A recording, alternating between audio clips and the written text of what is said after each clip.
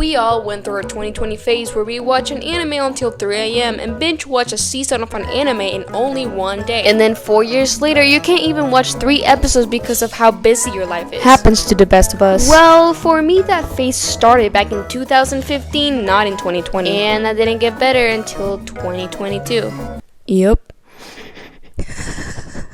This is gonna be a long video. It all started when I watched Full Metal Alchemist airing on the TV for the first time. It was my first time ever watching anime, And I loved it. After that, I started watching anime On YouTube. You know those old episodes of anime people would record with the shittiest fucking quality and only occupying like a fourth of the screen so that they don't get copyrighted? And they will also be splitting it into like 12 different videos for 24-minute episodes. Yup, old me didn't know about anime websites. I just loved making it difficult to watch Japanese cartoons. Anyways, I loved anime so much, I was drawing it every day. That's actually how I started drawing. Thank you very much. And in that same time, I was also in my FNAF obsession. One day, I decided to draw sexy foxy fan art I saw on the internet, framed it, and brought it to school. And what did my little innocent girl decided to do?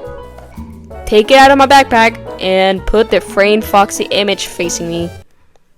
And then show it to my teacher. The teacher looked so concerned and called another teacher who also looked more disgusted than concerned. And you know what? I get it. Why would a little girl draw Foxy Fanner with his little happy trail showing?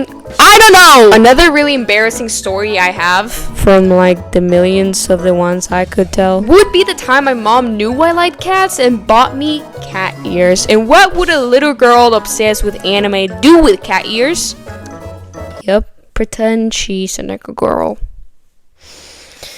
I would wear those cat ears everywhere. To school, to my house, restaurants. It just became part of my character design. One day, I was scrolling through YouTube. I watched a video on how to be a full-on Nico girl. The video said that I had to have the followings. Cat ears? Checked.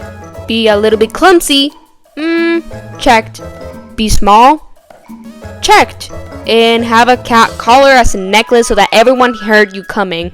And of course, a little girl still doesn't know what sarcasm and satire stuff is, so I took it full-heartedly and made myself my own cat collar. In that moment, I thought that I was a real, original Nico girl. Or so I thought, because I looked fucking ridiculous. My parents just kept begging me not to go outside looking like that because if people didn't bully me with the cat ears, well, they sure as hell are going to now. And I thank my parents every day for not letting me go out dressed like that, because at that point, it wasn't self-expression, it's just delusion. There was also a time that I was so obsessed with Yandere simulator, I genuinely thought I was in Yandere, but that's too embarrassing to talk about, and I feel like if I do tell that whole story, you guys are not gonna see me the same, and every single time you guys will see me, I'll probably leave a trail of green aura with flies. An example of how far my brain rot for anime went would be that I bought a maid dress at 14 years old and genuinely cosplay anime characters with it. I genuinely think that buying a maid dress means hitting rock bottom in the anime brain rot iceberg. Another one would be that I was so obsessed with BTS and K-pop that I had stickers all over my room of their faces, had albums from them, and even had my own BTS birthday party theme when I turned 15.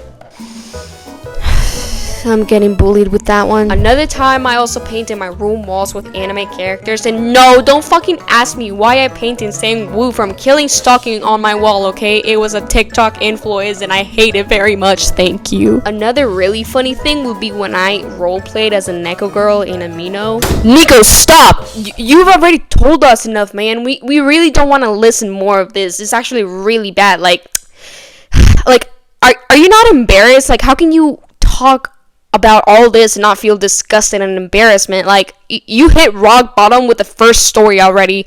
The first story was bad enough. Like, I'll save you some pride and just stop, man. Like, really stop.